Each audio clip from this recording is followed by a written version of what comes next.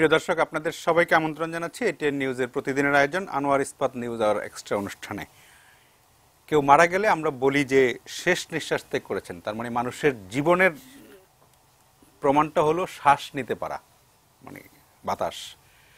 কিন্তু সেই শ্বাস আমরা ঢাকায় যেই বাতাসে শ্বাস নিচ্ছি সেটা আসলে আমাদেরকে তিলে তিলে মৃত্যুর দিকেই টেনে নিয়ে যাচ্ছে, কারণ ঢাকার বাতাস বিষাক্ত। আজকে দৈনিক প্রথম আলোর শীর্ষ সংবাদ ছিল ঢাকার বাতাসের বিপদ নিয়ে। তবে এটা নিয়ে একটি গবেষণা প্রতিবেদনকে ধরে তারা রিপোর্টটি করেছে, কিন্তু ঢাকার বাতাস যে বিষাক্ত সেটি নিয়ে অনেক লম্বা গবেষণা করার আসলে দরকার নেই। আপনারা যারা প্রতিদিন ঢাকায় রাস্তায় বের হন তারা নিজেরাই জানেন যে আপনি কি শ্বাসের সাথে নিচ্ছেন, মানে ধুলা, বালি এবং প্রথম আলোর রিপোর্টে অনেক সীসা, আর্সেনিক, নানা রকমের কথা বলেছে। অত কিছু যদি আমি একদম নাও বুঝি, টেকনিক্যাল টার্মগুলো আমাদের বিশেষজ্ঞরা যারা আছেন তারা বলবেন, কিন্তু আমি জানি যে ঢাকায় দুপুরবেলা যদি আপনি হাঁটেন, রাস্তার হর্ন এবং ধুলাবালি, গাড়ির কালো ধোয়া সব মিলিয়ে আপনি শ্বাসের সাথে যা নিচ্ছেন সেটা কোনোভাবেই আপনার স্বাস্থ্যের জন্য উপযোগী তো নাই, বরং ক্ষতিকর। এবং ঢাকার আমি যদি বলি যে বক্ষবিধি বিশেষজ্ঞদের চেম্বারের সামনে যে লম্বা সারি রোগীর, সেটা দেখলে বোঝা যায় আসলে মানুষ কতটা ভুগছে। এবং সবচেয়ে বেশি শিকার হয় শিশুরা, কারণ তারা অত সাবধান হতে পারে না। বয়স্ক যারা তারা একটু নাক টাক চেপে কোনো না কোনোভাবে রুমাল টুমাল দিয়ে একটা কাভার করার চেষ্টা করে, কিন্তু শিশুদের অত সচেতন থাকে না, ফলে তারা ছোটবেলাতেই নানা রকমের অসুখে আক্রান্ত হয় এবং সেটা তার জীবনী শক্তি অনেকটাই কেড়ে নেয়। তা আমরা আজকে এই বিপদ নিয়ে আসলে এই কথা প্রতিদিনই বলা সম্ভব, কিন্তু আজকে আমরা একটু দুজন বিশেষজ্ঞকে আমন্ত্রণ জানিয়েছি, কথা বলবো। দুজনে অবশ্য মোবাশ্বের হোসেন, উনি আসলে স্থপতি, কিন্তু তার স্থাপত্য ছাড়া স্থাপত্য নিয়ে আগ্রহ আছে, কিন্তু আগ্রহ অনেক বিষয় নিয়ে, ক্রিকেট নিয়ে, পরিবেশ নিয়ে এবং ঢাকা নিয়ে তার অনেক ভাবনা চিন্তা। এবং আছেন ডাক্তার লেনিন চৌধুরী, উনি পেশায় চিকিৎসক, কিন্তু উনিও পরিবেশ নিয়ে অনেক রকমের কাজ করেন। ফলে এইরকম মানুষ যারা, যদিও আমাদের ঢাকাকে আরেকটু বাসযোগ্য করা যায় কিনা সেটা নিয়ে তারা দীর্ঘদিন ধরে নানা রকমের আন্দোলন করছেন।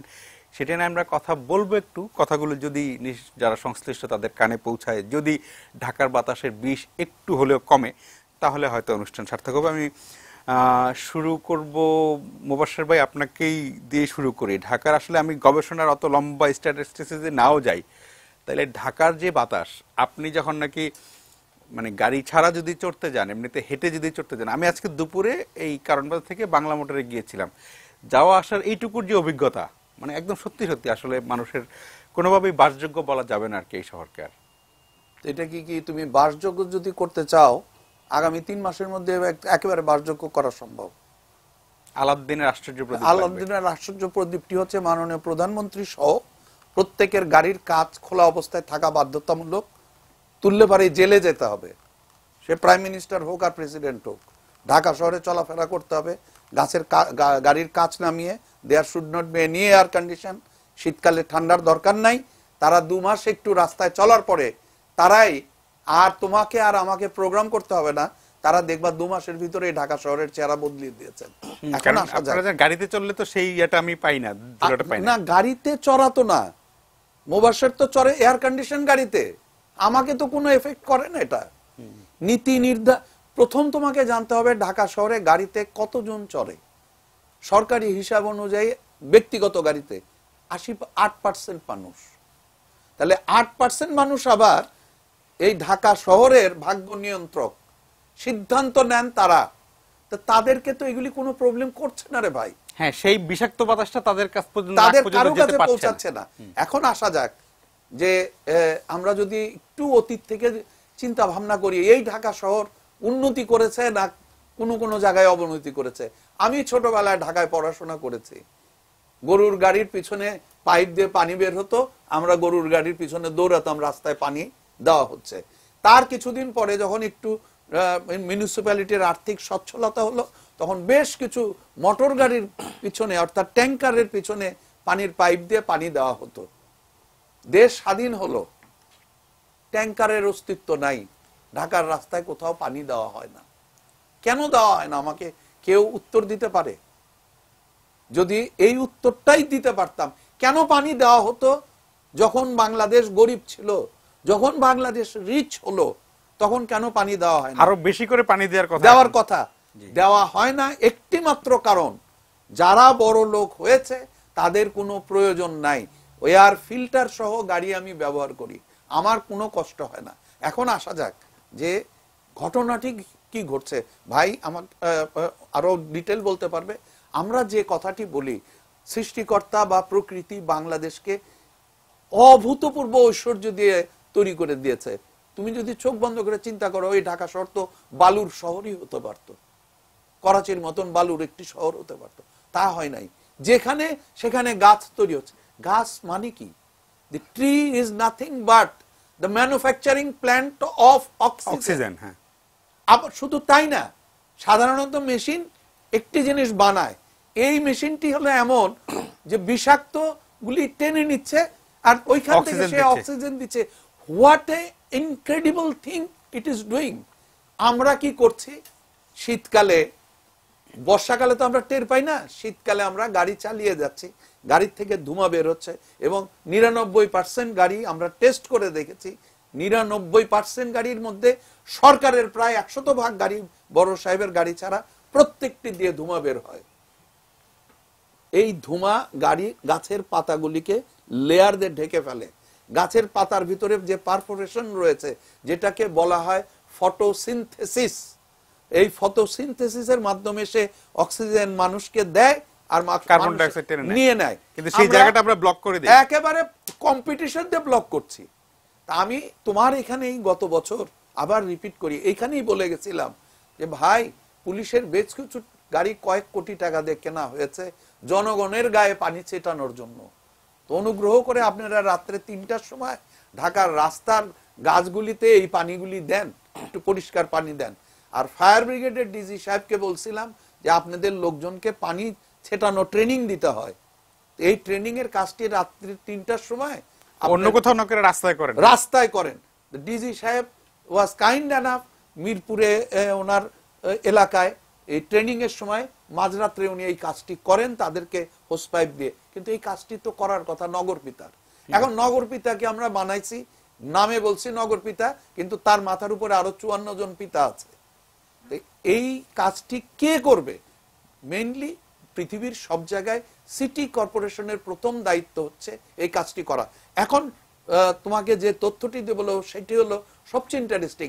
আমি কয়েকদিন আগে পশ্চিমবঙ্গের একটা ইনভাইটেশন আমি গিয়েছিলাম, ওইখানে সিটি কর্পোরেশনের জোন ওয়াইজ এই বড় বড় ওয়াটার ট্যাঙ্কার, আমরা যেটাকে অয়েল ট্যাঙ্কার বলি, ওগুলি সব ওয়াটার ট্যাঙ্কার।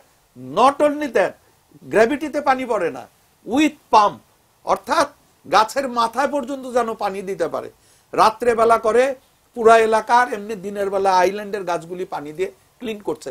কলকাতায় যদি তুমি যাও, পুরান নতুন কলকাতায় যদি যাও, তাহলে আরো দেখতে পাবো যে গাছের গায়ে একটুও ময়লা নাই। ওইখানে জনসংখ্যা ঢাকার চেয়ে বেশি, ওইখানকার গাড়ি ঘোড়া ঢাকার চেয়ে খারাপ, ঢাকার লোকের গাড়ির দাম, দামি দামি গাড়ি, তারপরে এই অবস্থা। অর্থাৎ the management is one of the most important thing.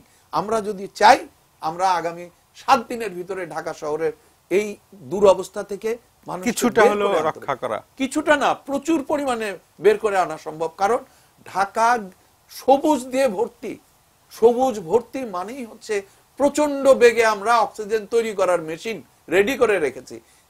আমি কি করছি, মেশিনগুলো অফ করে দিচ্ছি আর কি, ওইটার উপরে কাপড় চোপড় দিয়ে পলিথিন দিয়ে বন্ধ করে দিচ্ছি, তুই অক্সিজেন ছাড়তে পারবি না। তা আমাকে তো এই জায়গা থেকে বের হয়ে আসতে হবে। জি জি জি, লেনিন ভাই, একটু আপনার কাছে শুনি, আপনি একই সঙ্গে চিকিৎসক, ফলে আপনি এই নিশ্চয়ই আপনার কাছে যারা রোগী আসে তাদের কাছে আপনি এটা পান যে কিরকম, এবং এই শীতকাল যখন আসে তখন এই শ্বাসকষ্টের রোগী অনেক বেড়ে যায়, বিশেষ করে ঢাকায়। এবং এটা আসলে আমরা প্রতিদিন মানে এই নিঃশ্বাসের সাথে যেটা নিচ্ছি একদমই, মানে আমি সত্যি কথা আসলেই বিষ, মানে আমি কোনো পরিসংখ্যান দরকার নেই, যে কোনো মানুষ বুঝবে এটা এমনিতে মানব দেহের জন্য ক্ষতি, মানে ডাক্তারের বিবেচনায় ক্ষতিটার কিরকম, মানে কতটা বেশি ক্ষতির আমরা প্রতিদিন নিচ্ছি? আমাদের বায়ুমণ্ডলে, ঢাকার বাতাসে যা কিছু মেশানো আছে আমরা তাকে কয়েকটা ভাগে ভাগ করতে পারি। একটি হচ্ছে ধুলা, একটি হচ্ছে গাড়ি এবং যন্ত্রচালিত যে কোনো বাহন থেকে নির্গত যে ধোঁয়া, তার থেকে যেটি বাতাসে আসে। আরেকটি আছে ঢাকার চারপাশে যে ইটের ভাটা আছে, এর থেকে আসে। এবং এর সাথে আরেকটা যুক্ত হয়, ঢাকাতে যে বিশাল মানে কনস্ট্রাকশন ওয়ার্কের কর্মযজ্ঞ চলছে তার থেকে ধুলা, নির্গত হয়। প্রধানত এইগুলো প্রধান সোর্স। ধুলা এক ধরনের সমস্যা তৈরি করে। গাড়ির থেকে নির্গত ধোঁয়ার মধ্যে যে রাসায়নিকগুলো রয়েছে, সেটি হেভি মেটাল হোক অথবা ক্লোরোফ্লোরো গ্যাসগুলো হোক, কার্বন ডাই অক্সাইড, মনোক্সাইড হোক, হ্যাঁ অয়েলি যেটাই হোক, এটা এক ধরনের করছে। আবার ইট ভাটার থেকে নির্গত ধোঁয়ার প্রভাবে বায়ুর যে দূষণ, সেগুলো একভাবে আমাদের প্রভাবিত করছে। তো আমরা সবকিছু মিলে যদি একটি সারাংশ তৈরি করি, আমরা বলবো এই সব ধোঁয়ার কারণে সবচেয়ে বেশি ক্ষতিগ্রস্ত হয় আমাদের শ্বাসতন্ত্র। যেমন শ্বাসের অ্যালার্জি, হাঁচি কাশি, এক ধরনের বিরক্তিকর কফ, ইংরেজিতে বলা হয় ইরিটেটিং কফ, এটি হয়ে আছে। যাদের অ্যাজমা জাতীয় হাঁপানি জাতীয় সমস্যা আছে, তাদের হাঁপানিটা এই সময় বেড়ে যায়। এবং অনেক লোকজন এই অ্যালার্জির কারণে বাতাসের মধ্যে যে ভাসমান যে যা কিছু আছে, এর কোনো একটিতে তাদের শরীরে অ্যালার্জি তৈরি করে, অ্যালার্জিক অ্যাজমা, অ্যালার্জিক কফ তৈরি হয়। বাচ্চাদের ক্ষেত্রে ব্রঙ্কিওলাইটিস নামে এক ধরনের শ্বাসতন্ত্রের রোগ তৈরি হয়। এর বাইরে লাং ক্যান্সার, ফুসফুসের ক্যান্সার বেড়ে যাচ্ছে এবং ফুসফুস ক্রমাগতভাবে ফুসফুসের ভেতরে এই জাতীয় দূষিত পদার্থ জমা হওয়ার কারণে তার সম্প্রসারিত এবং সংকুচিত হওয়ার যে ক্ষমতা, সেটি কমে যাচ্ছে। ফলে অক্সিজেন নেয়ার ক্ষমতা কমে যাচ্ছে। এতে কি হচ্ছে, আমাদের শরীরের কোষগুলো অক্সিজেন এবং খাবার পাচ্ছে না, তারা ক্রমশ দুর্বল হয়ে যাচ্ছে। ফলে পুরো শরীরের যে রোগ প্রতিরোধ ক্ষমতা, সেটি কিন্তু কমে যাচ্ছে। একই সাথে আরেকটা ব্যাপার ঘটছে, আমরা জানি আমাদের মতো দেশগুলিতে ড্রাগ রেজিস্ট্যান্ট টিউবারকুলোসিস, ওষুধ প্রতিরোধী যক্ষ্মা, ম্যালেরিয়া, এগুলো বেড়ে যাচ্ছে। ধরুন একজন যক্ষ্মা রোগী তার কফটা রাস্তায় পাশে ফেললো, সেটি মাটির সাথে মিলে, ধুলি কণার সাথে মিলে এটি বাতাসে উঠতে থাকলো। আমি আপনি যে কেউ শ্বাস গ্রহণ করলাম, সেটি আমাদের শরীরে যক্ষ্মা তৈরি করছে। তার মানে কিন্তু শুধু শ্বাসতন্ত্রের রোগ না, এর সাথে যক্ষ্মা জাতীয় রোগ তো তৈরি করছে। একই সাথে প্রতিরোধ ক্ষমতাটা কমে যাওয়ার কারণে এটি শরীরকে রোগ প্রতিরোধের জন্য, রোগের আক্রমণের জন্য উন্মুক্ত করে দিচ্ছে।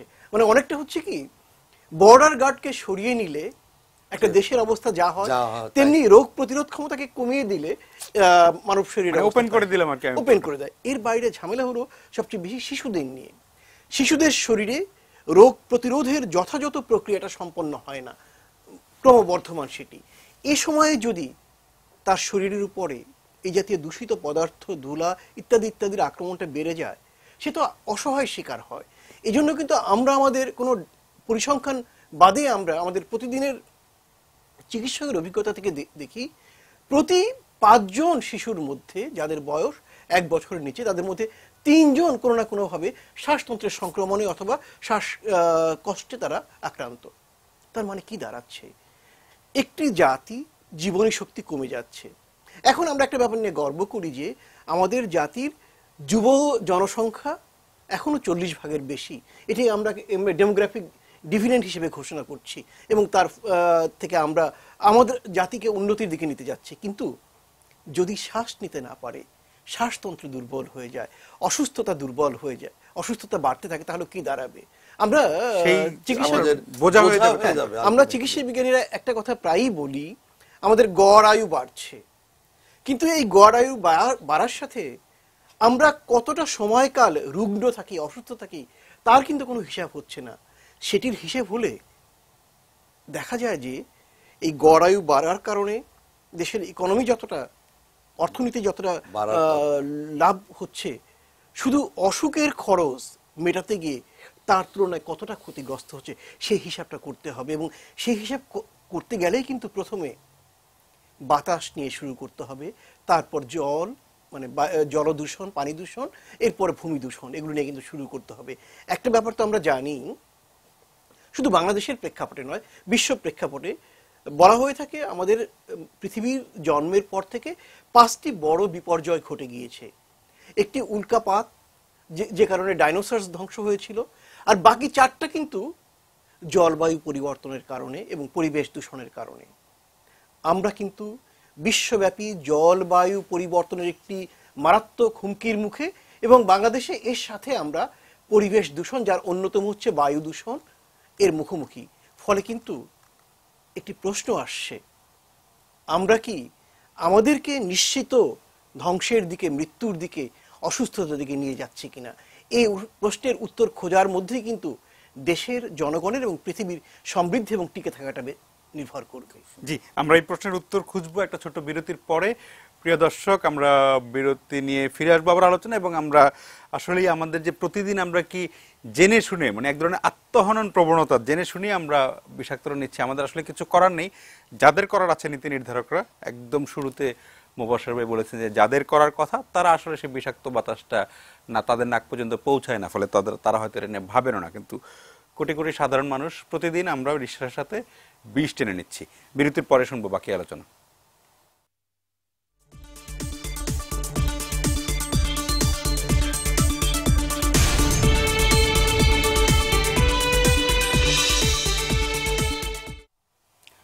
প্রিয় দর্শক, ফিরে এলাম আলোচনায়। মোবাশ্বের ভাই, বিরতির আগে লেনিন ভাইয়ের একটি প্রশ্ন দিয়ে আমরা বিরতিতে গিয়েছিলাম। প্রশ্নের উত্তর কি আপনার জানা আছে যে আমরা কি প্রতিদিন জেনে শুনে এক ধরনের মানে আত্মহত্যার প্রবণতা, এক ধরনের আর কি জেনে শুনে আসলে আমাদের কিছু করার নাই, আমি কি করবো? ধরেন আমি যে আজকে বললাম যে আমি দুপুরে এই যে ঢাকায় কারণ থেকে বাংলা মোটর গেলাম আসলাম, তাতে আমার যে অনুভূতি, আমার তো কিছু করার নাই। মানে যদি সাধারণ মানুষ রাস্তায় হাঁটতে গেলে তাকে এটা নিতেই হবে। আপনি তো বিরতির আপনার প্রথম বক্তব্যে আপনি গাছের কথা বললেন, বাঁচানোর কথা, ঠিক আছে, আমি গাছ বাঁচালাম, তাতেও তো আমার আসলে আমি তো মানুষ হিসাবে তো আমি বাঁচতে পারবো না। না, দেখেন, তাহলে আমাকে আরেকটু পিছনের দিকে ফিরে যেতে হয়। আমার সৌভাগ্য হয়েছিল জাতির পিতা বঙ্গবন্ধুর সাথে এক্সক্লুসিভলি আমরা 2-3 জন কথা বলার, এত এক্সক্লুসিভ যে যেটা চিন্তা করা যায় না। মাজারুল ইসলাম সাহেব, আমি, রবিউল হোসেন আর ইয়াফেস ওসমান। বঙ্গবন্ধু মাজারুল ইসলাম সাহেবকে দেখেই বললো আপনারা লনে যান, আমি আলাদা করে আপনাদের সাথে কথা বলবো। তো ওই স্থপতি মাজারুল ইসলাম, জি হ্যাঁ, স্থপতি মাজারুল ইসলাম। তা আমার ওই স্মৃতিটি মনে আছে। মাজারুল ইসলাম সাহেব বঙ্গবন্ধুকে দেখে বলতেছে যে যুদ্ধ বিধ্বস্ত, এটা 73 সালের কথা, যুদ্ধ বিধ্বস্ত বাংলাদেশ, আমি এই মুক্তিযুদ্ধের সাথে জড়িত এই আর্কিটেক্টদেরকে নিয়ে আসছি, দেশ গঠন করতে হবে। আর জাতির পিতা বঙ্গবন্ধু আমাদের পিঠে থাবা দিতে দিতে যে কথাটি বলল, তখন আমি বুঝি নাই, এখন বুঝি। বাবারা, শুধু ঢাকা নিয়ে প্ল্যান করো না, সারা বাংলাদেশ নিয়ে প্ল্যান করো। 3-4বার উনি কথাটি বলল, তখন মানে বুঝি নাই, এখন বুঝি যে কেন উনি এই ভয় পাইছিলেন। ঢাকা শহরে সমুদ্র নাই, কিন্তু নেভি হেডকোয়ার্টার আছে, IWT এর হেডকোয়ার্টার এখানে, কোস্ট গার্ডের হেডকোয়ার্টার এখানে। মানে প্রত্যেকে মাননীয় প্রধানমন্ত্রীর গায়ের গন্ধ শুনতে চায়, তার কাছাকাছি থাকতে হবে। এই যে জায়গা, এই জায়গাতে ঢাকা শহরে আপনার 2 কোটি লোক চলে এসছে। আপনি এখন এই 2 কোটি লোককে যদি এই দুঃখ কষ্ট থেকে মুক্ত করতে চান, তাহলে আপনাকে মেগা প্রজেক্ট নিতে হবে। কিন্তু সহজেই এই কাজটি করা যায়। প্রকৃতি বাংলাদেশকে যে ঐশ্বর্য দিয়েছে, এটা কল্পনার অতীত। আমি কিছুক্ষণ আগে আপনাদের এখানে আলাপ করছিলাম যে পৃথিবীতে একটি মাত্র রাজধানী আমি খুঁজে বের করতে পেরেছি, যে রাজধানীর চারপাশে 4টি নদী আছে। এই নদীর পানি হচ্ছে সুইট ওয়াটার, মিষ্টি পানি।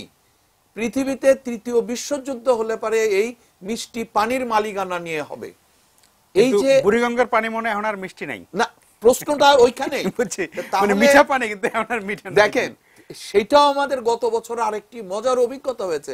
আমি জানি না প্রকৃতি আমাদেরকে এত কেন ভালোবাসে। টেমস নদী, কিন্তু আমরা কিন্তু সেই ভালোবাসাটা ফিরিয়ে দেই না। দেখেন না, টেমস নদী পরিষ্কার করতে নাকি প্রায় 20 বছর সময় লেগেছিল। গত বছর অতিবৃষ্টি হয়েছিল, আপনাদের খেয়াল আছে। আমরা ওই সময় নদীতে যে দেখেছি, নদী টল টল করছে। মানে ইটস এ মিরাকেল, যেটা আমরা বলি 3 থেকে 4 বছর লাগবে। তার মানে বুড়িগঙ্গা আমরা চাইলে 2 থেকে 3 বছরের ভিতরে একেবারে আদি বুড়িগঙ্গা নিয়ে যেতে পারি। কেন করি না জানেন? সেটাও আবার আরেকটা মজার ব্যাপার। 70% পলিউশন করছে সরকার, সরকারি ভাবে। তার লাভটা কোথায়? ওয়াসার পানি এখন পদ্মা থেকে আনতে হবে। পানি আনাটা কিন্তু মুখ্য না, আপনাকে আগেই জানতে হবে। পানি আনার পাইপ বানানোটা হলো আসল মুখ্য ঘটনা। আমরা এই কাজটি করার জন্য বুড়িগঙ্গাকে আপাতত উদ্ধার করতে চাই না। তাহলে পদ্মা থেকে পানি আনার পাইপ বসানোর কন্ট্রাক্ট আমার হাত থেকে চলে যাবে। এই সামগ্রিক জিনিসগুলিকে নিয়ে আপনাকে বসতে হবে। আমি ওই জন্য মাননীয় প্রধানমন্ত্রীকে ইলেকশনের পরের দিন বলেছিলাম যে আপনার তো বিরোধী দল নাই, আপনার বিরোধী দল, আপনি যদি দেশকে সত্যিকার অর্থেই অন্য জায়গায় নিয়ে যেতে চান, বাংলাদেশের জনগণকে আপনাকে এখন বিরোধী দলের বিরোধী কণ্ঠ হিসাবে নিতে হবে। তাদেরকে নিয়ে আপনার আলোচনা করতে হবে, তাদের সাথে আপনার যোগাযোগ ব্যবস্থা করতে হবে। আমি অনেক মনের কষ্ট দুঃখেই আপনাকে বললাম যে মাননীয় প্রধানমন্ত্রীকে ঢাকা শহরে গাড়ির কাঁচ নামিয়ে চলাফেরা করতে হবে। এর আগে আমি একটি কথা বলেছিলাম যে আপনারা এয়ারপোর্টে গেলে পরে যাওয়ার সময় মশারি নিয়ে যাবেন, কারণ মশার অত্যাচারে আপনারা এয়ারপোর্টে কাউকে রিসিভ করতে পারবেন না। তখন আমি বলেছিলাম মাননীয় প্রধানমন্ত্রী, আপনার যে জায়গা দিয়ে আপনি যাতায়াত করেন তার পরিবর্তে আমাদের মতন 2-4 জন লোক যে দিক দিয়ে যাতায়াত করে এক আধবার যদি যাতায়াত করেন তাহলে আর মশা থাকবে না। এবং দেখলাম যে মন্ত্রী মহোদয় 2 দিন যাওয়া আসা করার পরে ওইখানে মশা নাই। এই যে আমাদের অভ্যাস হয়ে গেছে যে কোন রাস্তা দিয়ে কে যাবে সেই রাস্তাটিকে ঠিক রাখা। এই যে আপনার সাথে আজকে আলাপ করতেছি, আগামী কাল পরশু দেখবেন প্রধানমন্ত্রীর রাস্তার গাছের পাতায় কিন্তু ময়লা থাকবে না, সব পরিষ্কার হয়ে যাবে। এই ঘটনাগুলি ঘটছে আমাদের, এবং প্রধানমন্ত্রীকে এটি দেখিয়ে আবার বলা হয় যে সারা বাংলাদেশের গাছের পাতা এখন কিন্তু চকচক করছে, খালি অক্সিজেন উৎপন্নই হচ্ছে। তো এই জায়গাগুলি থেকে বের হতে হলে আপনাকে দায়িত্ব এবং সমন্বয়, সিটি কর্পোরেশনের মেয়রের দায়িত্ব এটি। এক সময় ঢাকা শহরে গাছে রাস্তায় পানি দেওয়া হতো, গাছে পানি দেওয়া হতো। আপনি শুনলে আশ্চর্য হবেন, যেটা নিয়ে আমাকে যুদ্ধ করতে হয়েছে। প্রত্যেকটি টেন্ডারে, এই যে ভাই যে বলল যে কনস্ট্রাকশনের যে পরিষ্কার লেখা আছে জনগণের কোনো রকম অসুবিধা যাতে না হয়, অর্থাৎ স্বাভাবিক দিক থেকে অসুবিধা না হয়, অর্থাৎ প্রয়োজনীয় রাস্তা আপনাকে রিপেয়ার প্রতি ঘন্টায় ঘন্টায় করতে হবে এবং ধুলাবালি যাতে না হয়, পানি ছিটাতে হবে, পানি ছিটাতে হবে। এই কিন্তু এখন মেট্রো রেলের প্রজেক্ট চলতেছে, মেট্রো রেলে আমি বাধ্য করেছি তাদেরকে 2 বার পানি দিতে। আমি বলেছি আই এম গোয়িং টু সু এগেইনস্ট ইউ, কারণ তাদের কন্ট্রাক্টে এই কথা লেখা আছে। তাহলে কন্ট্রাক্টে লেখা থাকা অবস্থায় তারা পানি না দিয়ে কিভাবে বিল পায়, এটার উত্তর আমাকে আপনি কে দেবেন? somebody is doing the wrong thing। পানি দিয়ে ধুলাবালি মুক্ত রাখার কথা তাদের, বাধ্যতামূলকভাবে গর্ত পূরণ করা তাদের দায়িত্ব, তারা গর্ত পূরণ করবে না, সিটি কর্পোরেশনকে করতে হবে। সিটি কর্পোরেশন বলে আমরা এটা ছেড়ে দিয়েছি। এখন ঢাকা শহরের, আমরা যদি সারা বাংলাদেশের কথা বাদ দিয়ে ঢাকা শহরকে নিয়ে চিন্তা করি, তাহলে আমাদেরকে ওয়াটার পাম্পিং এর ব্যবস্থা করা, সিটি কর্পোরেশনকে জরুরি ভিত্তিতে 50-100টা 50টা দিয়ে শুরু করা হোক পাম্প সহ। এবং আমরা যারা এই জিনিসটি জানি যে পদ্ধতিতে করা সম্ভব, ঢাকা শহরের গাছপালাগুলি অন্তত রাস্তার দুপাশে যদি আমরা প্রতিনিয়ত পরিষ্কার পরিচ্ছন্ন করতে পারি এবং রাস্তায় যদি দুবেলা নিয়মিত পানি দিতে পারি, অন্তত আমি আপনি গাড়িতে যারা চড়ি তারা বাদ দিয়ে সাধারণ মানুষ অন্তত রাস্তায় নাকে রুমাল ছাড়া একটু নিশ্চিন্ত মনে যেতে পারবে। বিশেষ করে যে প্রবলেমটা হয় ধুলার, এটা সবার আগে জানা উচিত। ধুলা কিন্তু লোয়ার লেভেলে মুভ করে, ছোট বাচ্চাদেরকে প্রথমে এফেক্ট করে। অর্থাৎ 10 মন ময়লা যদি আসে, তো 10 মনের মধ্যে 8 মন ওরা খায়, আর আমরা যারা উঁচায় দাঁড়ায় হাঁটি তাদের 2 মন যায়। এই জিনিসগুলি আমাদেরকে বুঝতে হবে। আমরা যদি বুঝতে না চাই, আমাদের মানুষ রন পা লাগায় হাঁটতো উঁচু ইয়েতে, এখন তাই করলে তো বোধহয় তাই করতে হবে। ঘটনাটা কেনই ঘটছে সেখানেও প্রশ্ন। আমি বহুবার আপনাদের এখানেই বলেছি যে সরকারিভাবে একটি সিদ্ধান্ত নেওয়া হোক, সরকারি অফিসার যারা সরকারি চাকরি করবেন তাদের কোনো সন্তানকে গ্র্যাজুয়েশনের আগে দেশের বাইরে পড়াতে দিতে পারবেন না। এক, কারণ তাতে বাংলাদেশের স্কুলগুলির উন্নতি হবে, তার সন্তানের দুঃখ কষ্ট যখন লাঘব করার চেষ্টা করবে, তার আরো অনেক ছেলে মেয়ের দুরবস্থা দূর হবে। সরকারকে চিন্তা করতে হবে, দেশকে যদি আমি ওই জায়গায় নিয়ে যেতে চাই, তাহলে সরকারি কর্মকর্তার বেতনের পর বেতন আমরা বাড়াচ্ছি, আরো বাড়ান, কিন্তু সাথে এই কন্ডিশনগুলি দেন, তাদের সন্তানকে গ্র্যাজুয়েশনের আগ পর্যন্ত দেশে থাকতে হবে। যখনই এই সন্তানদেরকে আমি এই জায়গায় নিয়ে যেতে পারবো, সন্তানকে সরকারি গাড়িতে করা স্কুলে যাওয়া বন্ধ করে দিতে পারবো, যদি আমরা এই ছোট ছোট কাজগুলি করতে পারি, তাহলে এই নীতি নির্ধারকরাই দেখবেন রাত্রে দিনে না খেয়ে সমস্ত প্রবলেম সলভ করছে। এখন আমি যেটা বলতে চাই যে এই যে আমরা অভাব, অভিযোগ, দুঃখ, কষ্ট প্রত্যেকটির কিন্তু সুন্দর সমাধান রয়ে গেছে। আর পৃথিবীতে বাংলাদেশ হচ্ছে একমাত্র দেশ যেখানে সবচেয়ে সহজে সুন্দরভাবে সমাধান করা সম্ভব। ভাষা এক, আপনাকে 4 ভাষায় লিফলেট বানাতে হবে না, 4 জনকে দিয়ে বক্তৃতা দেওয়াতে হবে না, 4 রকমের ডাক্তারকে নিয়ে আসতে হবে না, আপনি একটি মানুষকে দিয়ে সমস্ত কাজ করাতে পারবেন। এবং কালচারালি আমরা অলমোস্ট এন্টায়ার কান্ট্রি মনোলিথিক্যালি একেবারে সবাই সম্মিলিতভাবে এক ধরনের। এই জায়গায় পরিবর্তন আনা পৃথিবীর ভিতরে সবচেয়ে সহজ, এবং 9 মাসের মুক্তিযুদ্ধ কিন্তু তারই সুফল। পৃথিবীতে 9 মাসে কোনো দেশ স্বাধীন হয়েছে কেউ দেখাতে পারবে না, কারণ বাংলাদেশের মানুষরা এক ভাষায় কথা বলে, এক কালচারে চলাফেরা করে। আমরা যদি এই কাজটি করতে পারি এবং করার চিন্তা ভাবনা করি, তাহলে এইগুলি সমাধান করার রাস্তা রয়েছে। আমি আপনার মাধ্যমে সিটি কর্পোরেশনকে বিশেষভাবে অনুরোধ করব, এবং সম্ভব হলে আপনি সিটি কর্পোরেশনের মেয়রকে একদিন ডাকেন, তাকে বুঝাই, কারণ তার বাবা আমাদের সিটি কর্পোরেশনের উন্নয়নের জন্য জীবন দিয়েছেন, এবং বর্তমান মেয়রও চান যে আমরা পদ্ধতিগুলি বলি। এক্সপার্ট আরো আছে, ওনাদের মতন মানুষ আসে বলুক যে চাইলেই আমরা ঢাকা শহরে রোগ কমাতে পারি। এখন মাঝে মাঝে আমার কি মনে হয় জানেন, ইনহেলার বিক্রি হয় শীতকালে, ভাই বলতে পারবে 200 থেকে 300 গুণ বেশি। দোকানে গেলে পরে আপনাকে বলবে ভেন্টোলিন তো নাই ভাই, পরশুদিন পাবেন, শেষ হয়ে গেছে। আমার মাঝে মাঝে মনে হয়, আমি কাউকে দোষারোপ করে বলছি না, কিন্তু সাধারণ নাগরিক হিসাবে আমার মনে হয় এই ওষুধ কোম্পানিগুলি কি পয়সা দিয়ে ধুলাবালি দূর করা বন্ধ করে রাখছে?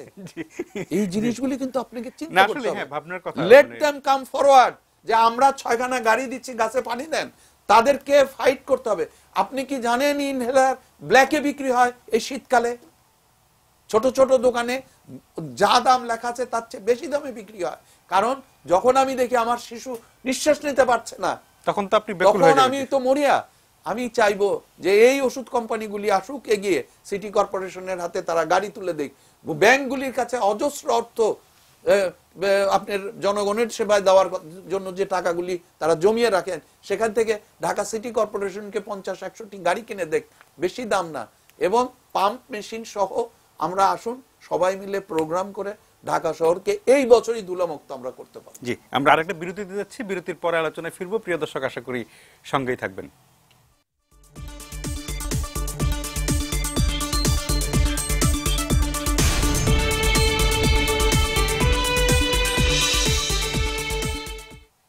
প্রিয় দর্শক, ফিরে এলাম আলোচনায়। আমরা কথা বলছিলাম ঢাকার বিষাক্ত বাতাস, যেটা আমরা প্রতিদিন শ্বাসের সাথে টেনে নিচ্ছি, আসলে নিতে বাধ্য হচ্ছি, কারণ আমার আসলে কোনো উপায় নেই, কারণ এই ঢাকা শহরে আমরা যারা থাকি, থাকতে হচ্ছে।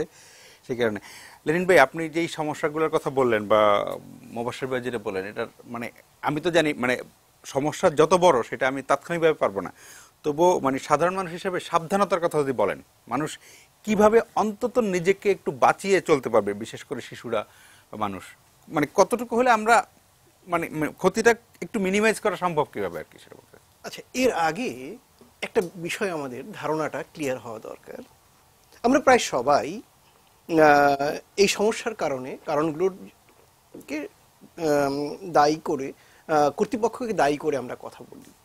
আমরা কিন্তু একটা ব্যাপার ভুলে যাই, আমরা যারা সাধারণ জন, আমাদেরও দায়িত্ব আছে অবশ্যই। ধরুন আমি অথবা আপনি সিঙ্গাপুরে গেলে, আমার চকলেট খাওয়ার পরে অথবা কোনো একটা কিছু খাওয়ার পরে ময়লাটা কিন্তু পকেটে রাখি, আমি কিন্তু রাস্তায় ফেলি না, এই আমি কিন্তু। তাহলে আমাদেরকে আপনি সিঙ্গাপুর যাওয়ার দরকার নেই, আপনি ক্যান্টনমেন্টে ঢুকলে গাড়ি চালার নিয়ম মেনে বেরোলে জাহাঙ্গীর গেটের পরে। তাহলে ধরুন ঢাকায় বসবাসরত 2 কোটি মানুষ যদি তাদের প্রতিদিনের বর্জ্যটি একটু নিয়ম মেনে ফেলতো, একটি ব্যাপার দাঁড়াতো। দ্বিতীয়ত হচ্ছে, আমি আরেকটা ব্যাপার খুব জোর দিই, সেটি হলো গত বছর কলম্বোতে একটি দৃশ্য দেখলাম। আমি যে হোটেলটিতে ছিলাম, সন্ধ্যা থেকে তার ওই হোটেলটির সামনে রাস্তা খোঁড়া হলো। তো আমি ভাবলাম যে আমি এমন একটা হোটেলে উঠলাম যে আমাকে ভুগতে হবে রাতের মধ্যে। আমি সকালে দেখলাম যে রাস্তাটা কমপ্লিট আগের মতো, অর্থাৎ ওরা ওই রাতে ততটুকুই খুঁড়বে যতটুকু রাতের একদিনের মধ্যে মেরামত করা সম্ভব। তার মানে এই যে ছোট্ট একটা ব্যাপার, এটা কিন্তু ঢাকাটাকে বদলে দিতে পারে। আমাদের তো মাসের পর মাস রাস্তা একবার খোঁড়া হইলে আর কারো মনে থাকে না, এটা ভুলে যাই। এখন আপনি যে কথাটা তুললেন যে কিভাবে আমরা সাবধান হতে পারি, এই প্রশ্নের জবাব আমার ধারণা কারো জানা নেই। কারণ আপনি বাতাসকে বাধা দিতে পারেন। ধরুন এয়ার ফিল্টার সহ গাড়িতে আপনি বসে আছেন, একটা অংশ আপনি থামাতে পারছেন, কিন্তু মানে আলট্রা একদম ছোট যে পার্টিকুলেট ম্যাটার যেটা, এটি কিন্তু এয়ার ফিল্টার মানে গাড়িতে বসে না, কোনো ফিল্টারেই কাজ করে না। আপনি যে বাড়িটিতে বাস করেন, আপনি অফিসে যাচ্ছেন আসেন, সবকিছু মিলে কিন্তু এই জায়গাটি থেকে মুক্ত হওয়া কিন্তু কঠিন। আচ্ছা, দ্বিতীয়ত শিশুরা, এই জায়গাটা আমি অসহায় বোধ করি, আপনার আমার শিশুরা, খেলতে দিতে পারি। এদেরকে কি করতে পারেন? সারাক্ষণ কি মাস্ক, যে মাস্কটি এটা কাজে হ্যাঁ। দেয়, সেই মাস্কটি আপনি অথবা আমি, বাচ্চাটা কি সারাক্ষণ পরে রাখা সম্ভব? তাহলে আমরা কি সেই করতে- স্কুলে যাবে, সে খেলতে যাবে, কেউ তো তখন কি মাস্ক লাগায় ঘুরবে তাহলে নাকি সেটা? আমি কি করতে পারি? প্রথম কথা, আমি এই জায়গায় শুরু করি যে আমি, মানে 2 কোটি মানুষ যদি তাদের বর্জ্যটি, তার পরিবারের তার বর্জ্যটি সঠিক জায়গায় রাখে যেখানে দিই। যেখানে না ফেলে যদি ঠিক মতো ফেলার একটা কাজ করে, একটি অংশ হয়, তাহলে ঢাকা একটু পরিষ্কার হবে আর পরিষ্কার হয়। এবং আপনি দেখবেন এই যে রাস্তার পাশে টং দোকানগুলো, চা খায়, চায়ের দোকান, আপনি একটু তাকিয়ে দেখবেন তো কি পরিমাণ আবর্জনা। এটাকে নিয়ন্ত্রণ করা যায়। দ্বিতীয় যে জায়গাটি আসে সেটি হচ্ছে, আমরা একটি জায়গায় একমত হই যে আমাদের শিশুদের জন্য, আমাদের মানুষদের জন্য ঠিক থাকার জন্য, সুস্বাস্থ্যবান থাকার জন্য, দূষণমুক্ত থাকার জন্য এই ব্যাপারটিকে একটি জাতীয় ইস্যু ডিক্লেয়ার করি। Exactly. এবং এটি রাজনীতির ঊর্ধ্বে। খুবই খুবই ইম্পর্টেন্ট কথা এটা। না হলে কিন্তু জানেন, এই রাজনীতির ক্যাচালে টান পোড়েনের মধ্যে উপরে কিছু জিনিস রাখতে হবে। যেমন আমি মনে করি 1971-এর মুক্তিযুদ্ধ সমস্ত রাজনীতির ঊর্ধ্বে থাকা উচিত, এটি আমাদের মাথার মণি। তেমনি আমাদের বেঁচে আমাদের থাকার, সন্তান একদম আমাদের বেঁচে থাকার জন্য যা, তার মধ্যে একটি এনভায়রনমেন্ট অ্যান্ড হেলথ ইস্যু, স্বাস্থ্য, পরিবেশের কারণে স্বাস্থ্য দূষণ, যেটি, এই ব্যাপারটিকে সেই রকম একটি গুরুত্বপূর্ণ জাতীয় ইস্যু হিসেবে ঘোষণা করে সেই প্রেক্ষাপটে একটি সমন্বিত কাজ করা যায়। দেখুন, আমরা প্রায় সবাই তিনজনই আমাদের ছোটবেলায় যখন স্কুলে পড়তাম, আমরা দল বেঁধেই আমরাই কিন্তু আমাদের মহল্লার, আমাদের মফস্বলের পুকুরের কচুরি পানাগুলো আমরা ঠিক পরিষ্কার করতাম, রাস্তাঘাটগুলো পরিষ্কার করতাম। ওই স্কুলের মাঠের তুবড়া গাছ পর্যন্ত হ্যাঁ, পরিষ্কার করেছে। দেখুন, আমরা ঢাকাতে সরকারের সাথে যারা যুক্ত, সরকারি কর্মচারী, স্কুলের ছাত্রছাত্রী, নানা সামাজিক প্রতিষ্ঠান, পুলিশ, বিজেপি ইত্যাদিতে যা আছে, সবাই একযোগে আমরা 7 দিন যদি ঢাকাতে একটি পরিচ্ছন্নতা অভিযান শুরু করি, আপনি বলুন তো কোন জায়গায় দাঁড়ায়? এবং একই সাথে যদি আমরা আরেকটা কাজ করতে পারি, সেটা হলো কোন কোন জায়গায় কারা কারা আইন ভেঙে ধুলা দূষণ করছে, কারা কারা আইন ভেঙে গাছ নোংরা করছে, কারা কারা আইন ভেঙে রাস্তাকে নোংরা করছে, কোন গাড়ি মানসম্মত না। আসুন তো আমরা, এবং এবং ইটের ভাটা ইটের ভাটাগুলো কিভাবে পারমিশন পেল, ঢাকার এত আইন অমান্য করে কিভাবে তারা কাজ করছে, এই লাইসেন্স দেওয়ার অথরিটি যার, তাকে জবাবদিহিতার আওতায় আনা হোক। দেখুন কি দাঁড়ায়। মূলত কি, আমরা যদি বাঁচতে চাই, একটি সমন্বিত কাজ করতে হবে। এমনিতে মাস্ক পরে এয়ার কন্ডিশন গাড়িতে বসে, এয়ার কন্ডিশন ঘরে বসে, হ্যাঁ, বাঁচা যাবে না। নন্দলাল হওয়া যায়, আদু ভাই হওয়া যায়, কিন্তু মানুষ হওয়া মানুষ যায় না। হওয়া যাবে না। এটা কিন্তু ঠিক। এবং এই জন্য আমার ধারণা, আমি প্রত্যাশা করব যথাযথ কর্তৃপক্ষ এটিকে জাতীয় গুরুত্ব দিয়ে, একটি জাতীয় ইস্যু হিসেবে নিয়ে, সবার সম্মিলিততে, সবার সম্মতিতে, সম্মিলিতভাবে একটি কার্যক্রমের দিকে আসুক। এবং সেখানে দেখুন, কতগুলি ব্যাপার ঠিক করতে হবে। এটি আমার যে পেশা চিকিৎসা, আমি সেটা সম্পর্কে বলছি। চিকিৎসাটা কি ব্যবসায়ের হাতিয়ার হবে, না মানুষকে সুস্থ সেবা, রাখার মানে হাতিয়ার হবে? চিকিৎসা, আমি ইনহেলারটা বিক্রি করব, না ইনহেলার ব্যবহার করার মতো পরিস্থিতি থামিয়ে আমি মানুষকে সুস্থ Exactly, রাখবো? exactly. ওই জায়গাটা আমাদের উন্নয়নের ভাবনার সাথে যুক্ত করতে হবে। দেখুন, আমি রাস্তা করব, রাস্তাটা কার জন্য? মানুষের জন্য। আমি একটি অট্টালিকা করব, কার জন্য? মানুষ থাকার জন্য। তাহলে উন্নয়নের প্রথম ভাবনা হতে হবে মানব মানুষকে সামনে বান্ধব, রেখে, জি। প্রকৃতি বান্ধব এবং জীবন বান্ধব। জীবন বান্ধব হতে গেলে, প্রকৃতি বান্ধব হতে গেলে কিন্তু গাছের প্রশ্ন আসবে, ঢাকায় জলাধারের প্রশ্ন আসবে, যেটা নিয়ে আপনারা কথা বলছেন, শিশুদের খেলার জায়গার কথা আসবে, ঘাসের কথা আসবে, খালি পায়ে হাঁটার জায়গার কথা আসবে, মুক্ত বাতাসে, পরিচ্ছন্ন বাতাসে শ্বাস নেওয়ার কথা আসবে। এগুলো না হলে কিন্তু, আমি আবারও সেই কথাটা বলছি, ধুকে ধুকে, কাশতে কাশতে একটা জীবন পার করতে হবে।